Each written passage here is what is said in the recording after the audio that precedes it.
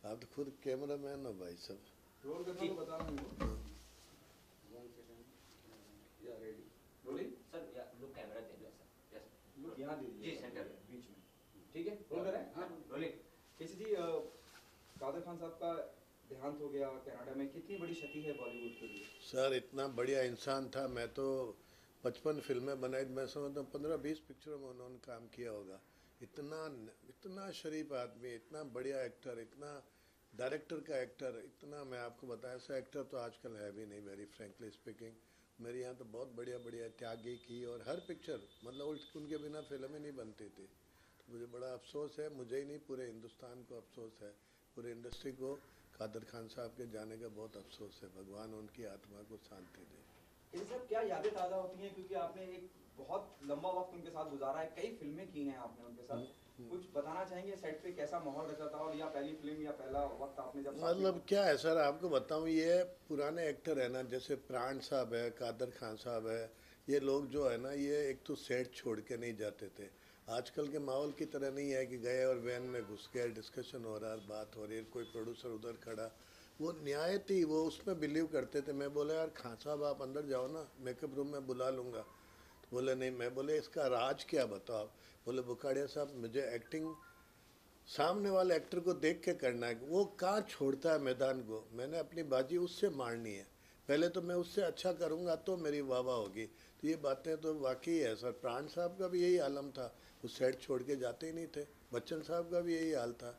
तो ये कादर साहब एकदम 100% इसको बोलते हैं परफेक्ट एक्टर था सर, परफेक्ट इंसान था। और जो परफेक्ट इंसान होगा वही बढ़िया एक्टर होगा सर, जिसका दिल बढ़िया होगा वही परफॉर्म अच्छा करेगा सर। कुछ कुछ यादें अगर आप सेट की बताना चाहें किसी फिल्म के दौरान, और कुछ सजेशन उन्होंने दिया कुछ हो था या? ही नहीं सर, कुछ था ही नहीं मेरे साथ, तो ऐसा कुछ हुआ ही नहीं। इतना मैं आपको बताऊं, यस सर यस सर। और साउथ में था मैं, तो ऐसे साउथ का माहौल ही ऐसा था, वहाँ हर आदमी सर के बिना बात नहीं करता था। कादर साहब किसी स्पोर्ट बॉय को भी ऐसा नहीं बोलते थे इधर आओ भाई साहब जरा चाय पिलाओगे, ये उनका आलम था सर। भाई साहब जरा लाइट मैन को बोलते यार संभाल लेना, बुजुर्ग आदमी हो, जरा शक्लों पे झुर्रियाँ पड़ी, आपकी वजह से ही मैं कादर खान हूँ। ऐसा इतना बढ़िया इंसान था, सबको मिलजुल के काम लेता था, किसी को इस बात को जाहिर नहीं होने देता था। सेट पे कितने ही फोटो आते थे, फैन तो मैं बोलते यार अभी डिस्टर्ब मत करो, खान साहब बुला के बोलते थे, बोले यार इनकी वजह से तो हमें आ भाई आ तेरे को फ़ोटो खिंचवाना आ चल, और कोई बात नहीं। बोले बुखाड़िया साहब ये है तो हम है। आजकल के किसी को बोलो तो ऐसा आई डोंट नो सर, मैं किसी के बारे में बोलूँगा नहीं, बट वो जीनियस आदमी था सर। क्या आपको क्या ऐसा खास था कादर खान साहब में, केसी साहब, क्योंकि आप साथ में काम कर चुके हैं, जो उन्हें बाकी लोगों से अलग करता है? नहीं, वो बेसिकली खुद ही राइटर था सर, उसको हर डायलॉग का अहमियत मालूम थी, तो खुद ही लिखता था। तो बस जो अच्छा लिखा आउट, जो अच्छा राइटर होगा तो वो उसको समझ है सीन का एसेंस क्या है, सीन का मतलब क्या है, कहाँ जाके मैंने किस में पड़ोसी को मारना है। तो इतना मतलब काबिलियत थी उस इंसान में। मैं सर कितना भी बारे में पूछेंगे तो एक ही बात है सर, वो 1 से 10 तक वही था परफॉर्मेंस में। केसी साहब, क्या आपको लगता है जो मान सम्मान जो उन्हें इंडस्ट्री से मिलना चाहिए था उनके आखिरी वक्त मैं में सर जब, यस बिल्कुल, मैं क्या आप आपको मानते हैं कि इंडस्ट्री नहीं में उन्हें सर, नहीं मिला? ये हमारी इंडस्ट्री में बहुत बहुत खराबी है। जो जिसको चलते हैं उसको तो वाह वाह करते हैं, उसके बाद खांसा 5 साल में इतने बीमार थे, मैं बल्कि 2 बार उनके घर गया, तो वो उन दिनों में पहचानते नहीं थे। तो बोले फिर थोड़ी देर बाद बोलते आप किसी बुखाड़िया साहब है ना, मैं कहा हाँ सर। मैं खान साहब कैसे हैं आप, बोले यार बस अल्लाह, बस अल्लाह, यही है, बार बार अल्लाह अल्लाह बोलते थे मतलब करके। इंडस्ट्री के लोगों में तो नहीं सर, ये हमारी इंडस्ट्री में बहुत कमी है।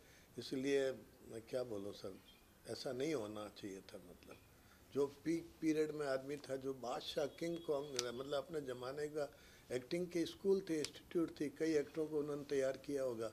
अपने साथ वाले किसी एक्टर को कभी कॉम्प्लेक्स नहीं दिया, उसको पलट के किसी ने देखा भी नहीं, किसी को पता भी नहीं सर इंडस्ट्री का। तो ये ऐसा नहीं होना चाहिए जो हमारी इंडस्ट्री में खास करके है। मुझे अफसोस के साथ, बड़े तकलीफ़ के साथ ये बोलना पड़ता है कि इंडस्ट्री मतलब इंडस्ट्री में एक छोटी सी इंडस्ट्री है सर, उसमें भाईचारा होना चाहिए। सब फिल्म में काम कर कर के सब आर्टिफिशियल हो गए, सब एक्टर हो गए, हर आदमी एक्टर हो गया।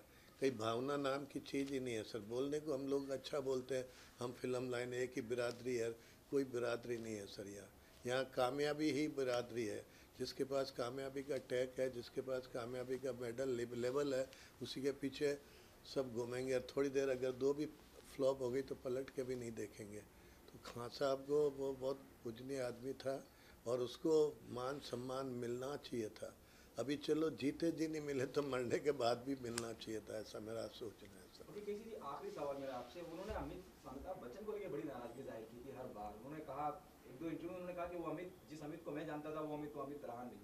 इस बारे में कुछ कहना चाहिए? मैं कोई भी कमेंट्स नहीं करूंगा, उनका पर्सनली जाति मामला है बच्चन साहब का और उनका। अभी मुझे तो इतना इसके बारे में क्या बोल सकता हूँ, बताइए आपका।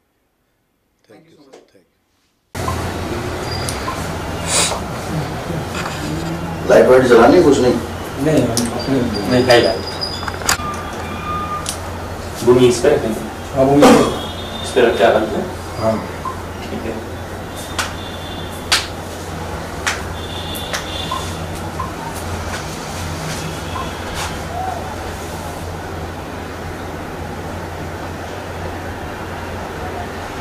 अल्हम्दुलिल्लाह, सॉरी।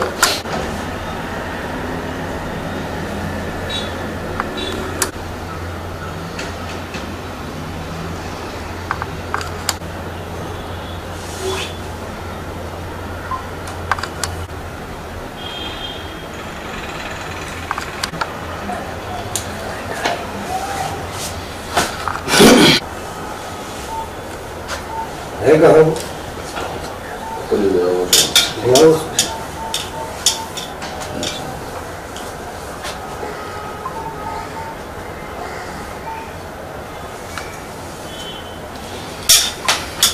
ठीक है,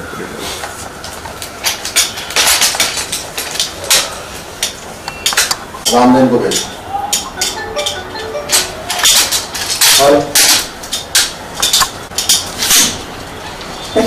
मैंने दूसरे लोगों से नंबर लेके तेरा नंबर निकाला। चलो अच्छा, बेकार की गल है, हैप्पी न्यू ईयर। कुछ नहीं है, तेरे नाम गल करनी है, हल्ले तो नहीं कर सकता मैं, इंटरव्यू चाहिए।